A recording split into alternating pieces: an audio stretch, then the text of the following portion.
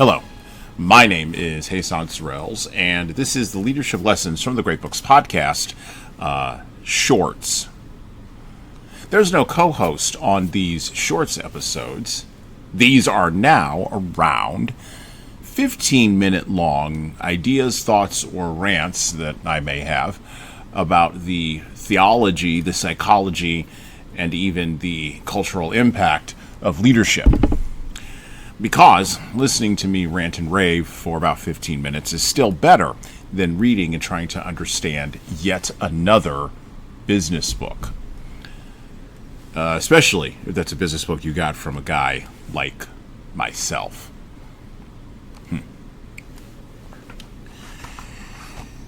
Movies and superheroes have always gone together like peanut butter and jelly.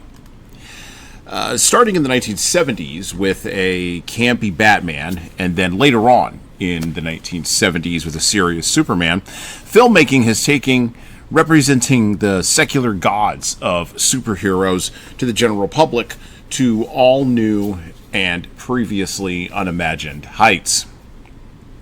Christopher Reeve, by virtue of being the first portrayal of Superman on the big screen, is thought to embody the iconic and virtuous image of what a superhero should, quote-unquote, be. At least, of course, until the 1990s. And then along came Michael Keaton, and he was in Tim Burton's Batman. Again, by virtue of being the first non-campy, quote-unquote, serious actor to take on the mantle of Batman, Keaton's representation of Batman is considered by many in a certain generation, and we'll get to that in a minute, to be the iconic and darkest image of what a superhero, quote-unquote, should be.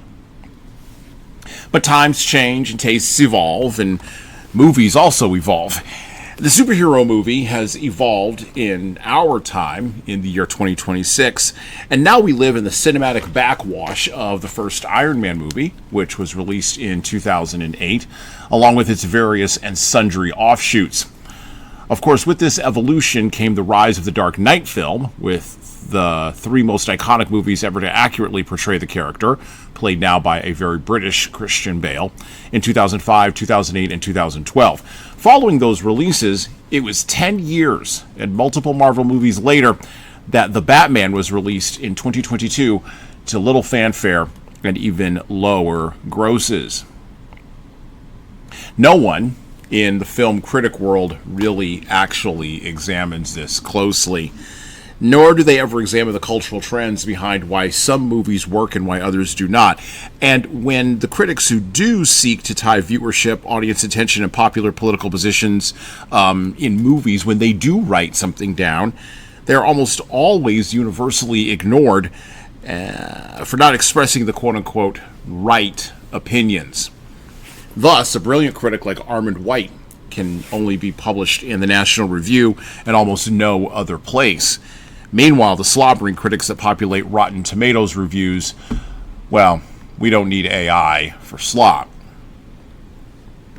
Why am I bringing all this up? Why did I start off with movie superheroics? Because this is the month of July, and while we also cover the Constitution here on the show, and we'll talk a lot about that this month, particularly with it being the 250th birthday of the United States of America, I want to talk about something else that's as equally important or as equally impactful and as equally American as apple pie, and that is the movies, specifically superhero movies, and how they tack on to generations. Movie superheroics, of course, tie into much larger conversations that the cultural critics in America are unwilling to broach.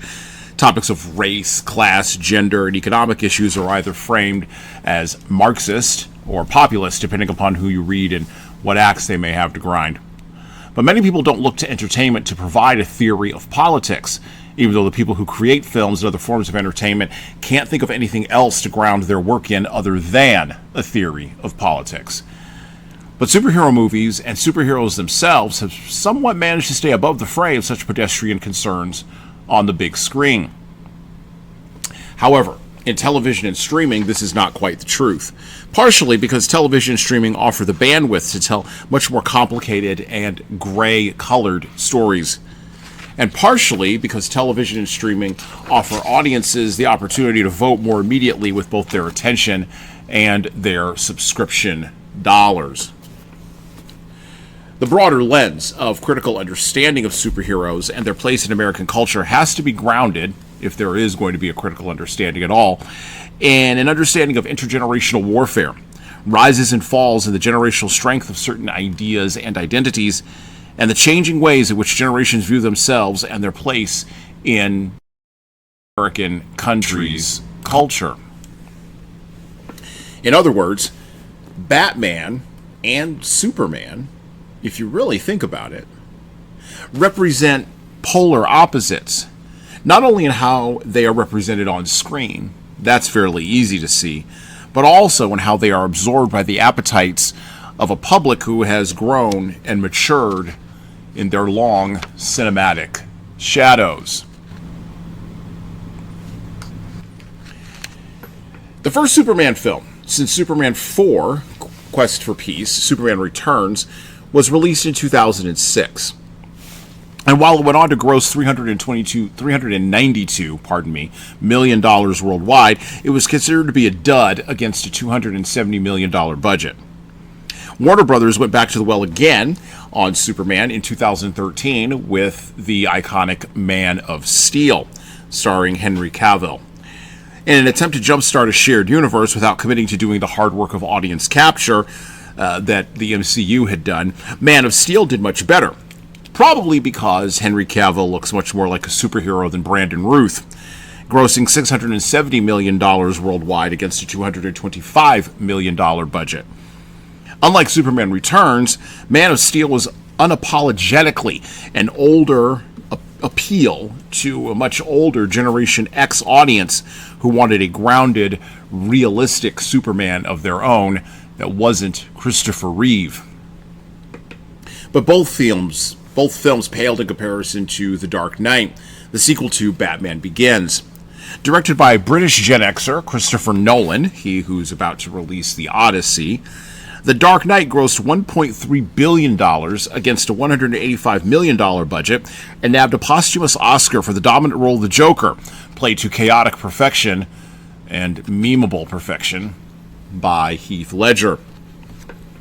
The Dark Knight, that film, represents the high watermark of Batman as a character in the global and the American zeitgeist. 2008, when the first Batman Begins was released, was the time of Occupy Wall Street, Eat the Rich, Barack Obama's lofty promises, and a culture awash in the chaos of Iraq and Afghanistan. Batman's dark nemesis tapped into the spirit of the age, and that spirit was one of revenge, led by younger millennials for sure, but fomented in the background by disaffected Generation Xers who had just went through the early 2000s dot-com bubble bursting and 9/11, and the rise of the internet and the ever-ubiquitous social media. Older millennials at the time of The Dark Knight's release were politically active for sure, but younger millennials were watching Marvel movies and getting excited for The Avengers. Remember Iron Man, which marked the launch of the multi-year Disney strategy of the MCU? Yeah, Iron Man was released in 2008 as well. So why would Man of Steel, here's a question, not be inspirational and quote-unquote work 5 years later, rather than pulling Warner Brothers into a morass of nonsense and ignominy like the Justice League, where Generation X and Millennial audiences were subjected to a bloated Ben Affleck doing his best to make Batman look like just another out-of-touch rich guy in a dark-colored costume? Well, the reason Man of Steel didn't work and the reason why the DECU collapsed have to do not with necessarily purely with the execution that Warner Brothers failed to engage in, although that is a large part of it, but it also has to do with the fact that there are fundamental differences between the generations in America, and in particular, late-stage, decadent America, that the bifurcation of American popular culture and American popular entertainment has done a lot to expose. From Microsoft Copilot, let's talk a little bit about generational theories. Strauss and Howe's generational theory, also known as the fourth turning, posits that history is marked by recurring generational cycles, each lasting about 80 to 100 years and comprising four distinct generational archetypes: prophet, nomad, hero, and artist. These archetypes repeat sequentially, each with its own set of characteristics and societal roles. The theory suggests that each generation's behavior is influenced by the historical context in which they come of age, leading to predictable patterns of behavior and societal change. For example, prophets are born during a high, a period of strong institutions and collective confidence, and come of age during an awakening, a time of spiritual upheaval and questioning of established norms. According to Strauss and Howe, these generational cycles are divided into four turnings: the high, the awakening, the unraveling, and of course the crisis. Each turning lasts about 20 to 25 years and is characterized by a specific mood and set of societal conditions. The high is a period of strong institutions and social order. The awakening is a time of spiritual renewal and rebellion against established norms. The unraveling is marked by weakening institutions and individualism, and the crisis is a period of upheaval and reconstruction. The theory suggests that understanding these cycles can help predict future societal trends and challenges, as each generation plays a crucial role in shaping the course of history. I close on that from Microsoft Copilot, and I ask you to hold that in mind as I make these next couple of points. Tracking the four generational archetypes, we can see that boomers are indeed part of the prophet generation. Gen X are nomads, who came of age during the unraveling. And in our current generational cycle, Generation X is the 13th generation to be born in the United States. Millennials are the heroes, and Gen Zers are the artists. During a time of unraveling, which began in the United States right around the time the oldest Gen Xer was entering the workforce in the early 1980s and continued on through to 9/11, the nomad generation seeks heroes everywhere, even in popular culture, and instead finds men with feet of clay, or even steroidal action figures that prove to be human at the end of the day. I'm looking at you, Rambo, and Predator, and Alien. During a time of chaos and crisis, from 9/11 until Donald Trump was almost assassinated in 2024, the nomad generation serves as a maintenance generation, just holding on to the sinking ship of state with spit and chicken wire. For the hero archetype, though, they are typically raised with much more parental and societal protection than the previous generation was. Millennials were the first to experience a self-esteem movement, as well as the deep phenomenon that has continued through our own time of helicopter parenting. During a time of unraveling, they are only vaguely aware that anything might actually be wrong in society and culture, and during a time of chaos, they are rudely reminded that there are more Lex Luthors and Jokers in the world than there might be heroes to fight them. Now, we have to think about generational theory in the context of what I just said here, particularly in the terms of these archetypes, because superheroes represent archetypes too. Gen X initially moved away from Superman as an archetype because Clark Kent learned different lessons from his protective shell in Kansas with Jonathan and Martha, Ma and Pa Kent, than Bruce Wayne learned, weeping and kneeling on the ground in Gotham City's crime alley as his Martha and Thomas bled out after a failed robbery attempt. The lessons that Clark learned that allowed him to become Superman were lessons of charity, goodness, kindness, and how an outsider, dare I say even an immigrant, can rise above even the insiders to become something or someone even greater.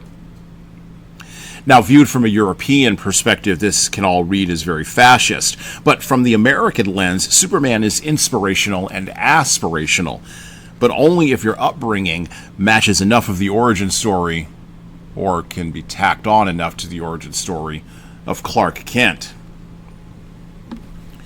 Millennials gravitate away from Batman as an archetype, on the other hand, because Bruce Wayne has too much money, too little happiness, and too much cynicism and angst, and is the ultimate, or at least is perceived as, the ultimate insider, whose entire superhero act can be read as either blinding entitlement or ridiculous kifabe.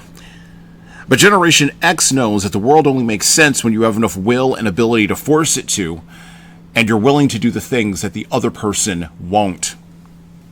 The hero archetype doesn't operate on willpower. It operates on circumstances being ideal, or it will rally others to make those circumstances ideal. It's no wonder that the biggest proponents of social justice in our world today are millennial men and women, and your biggest doubters of social justice are the men and women of the Generation X before them. Bruce may admire Clark's never-ending battle to achieve, quote, truth, justice, and the American way, but he also knows deep in his dark heart that someone, at some point, must address the objections of all those people who just won't go along.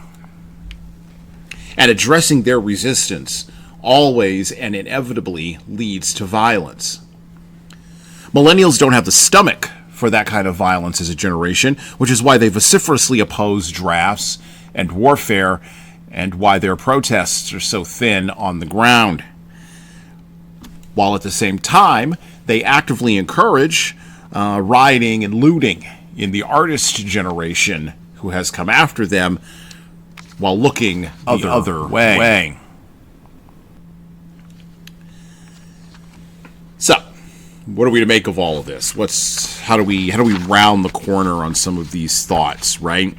We have generational archetypes, and we have Superman and Batman, two twin polar opposites, right? Two halves, some would say, of the same coin. Well, the latest entry to the Superman mythos in film, simply entitled Superman, directed by James Gunn and released last summer, got rave reviews from older millennial normies and others. As of the writing of this particular piece that I'm reading here today, it took in around $260 million worldwide against a $225 million budget. And I think, if I remember correctly, it wound up somewhere in the $600 million territory overall. And of course, word of mouth was strong on that film, and it didn't drop by more than 60%, if I remember correctly, in the second week of its release.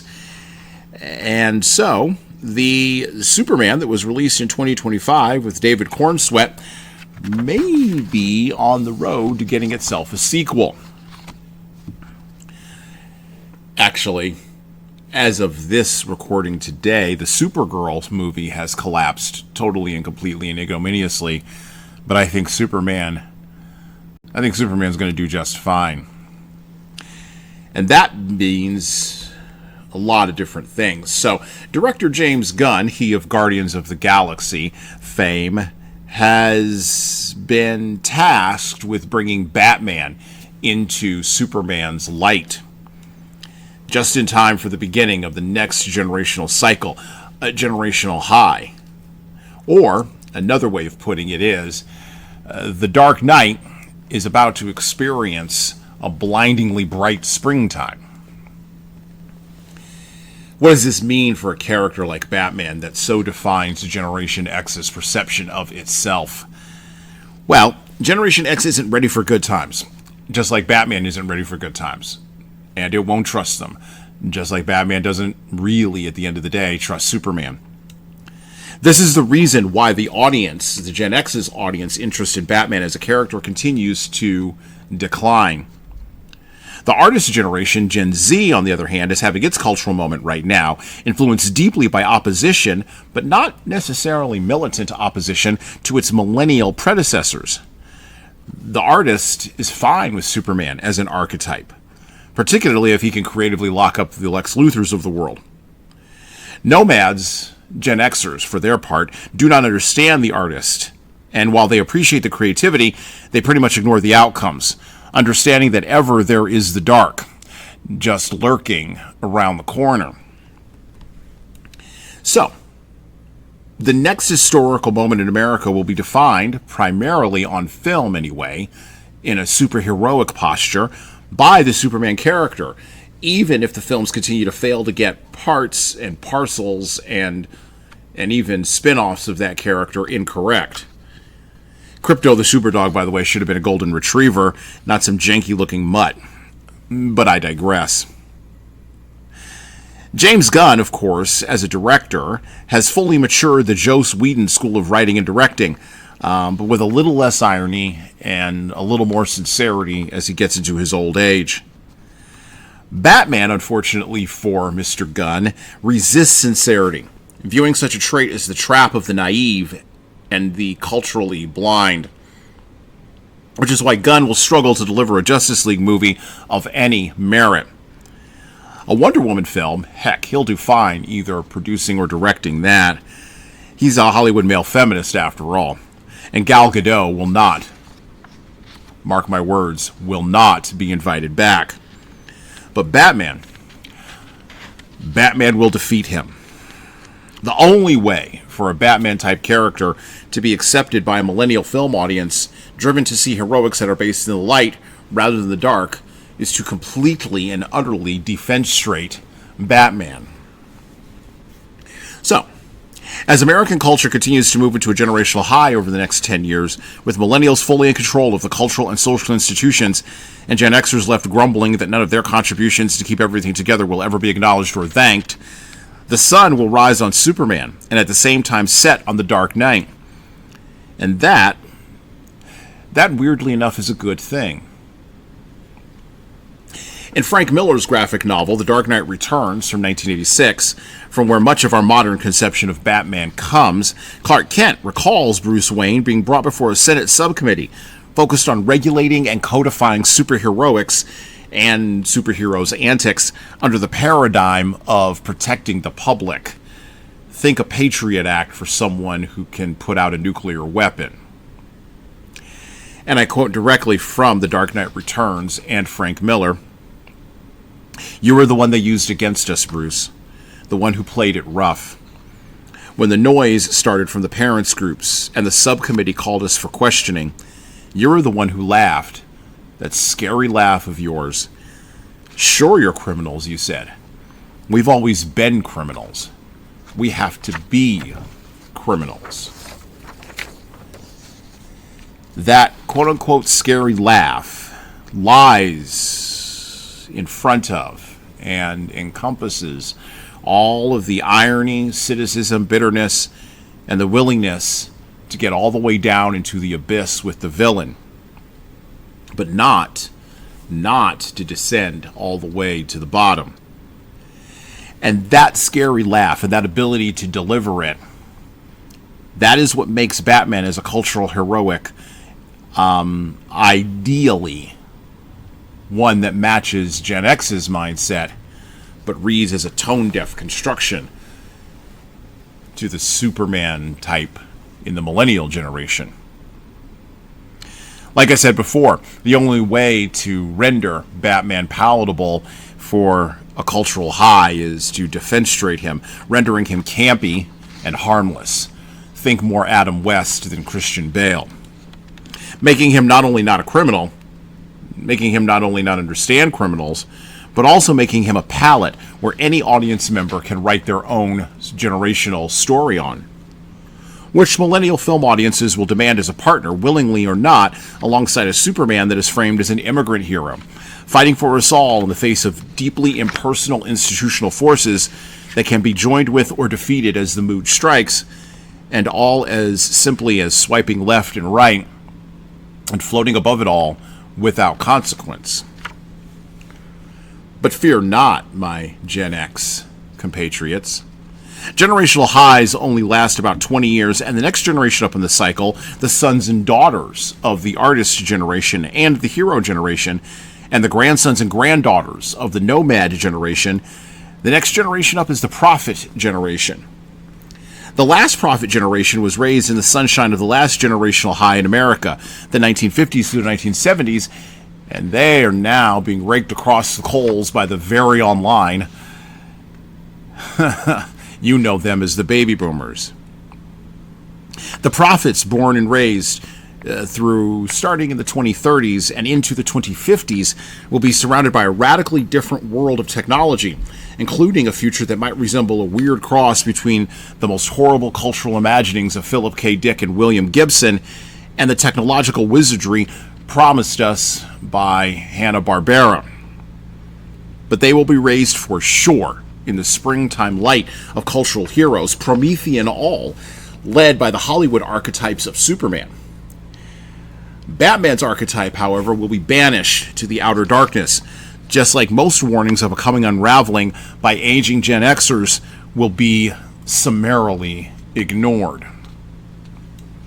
But maybe, just maybe, right around the time of the next crisis, in the 2050s or maybe even deep into the 2060s or in the 2070s, an elderly Generation Xer will be pulled out of the metaphorical Batcave somewhere and be asked if they have the strength, the will, and the appropriate level of darkness to do what the heroes and the artists and the prophets cannot. And Batman, once thought crushed to earth, will rise again. And well, that's it for me.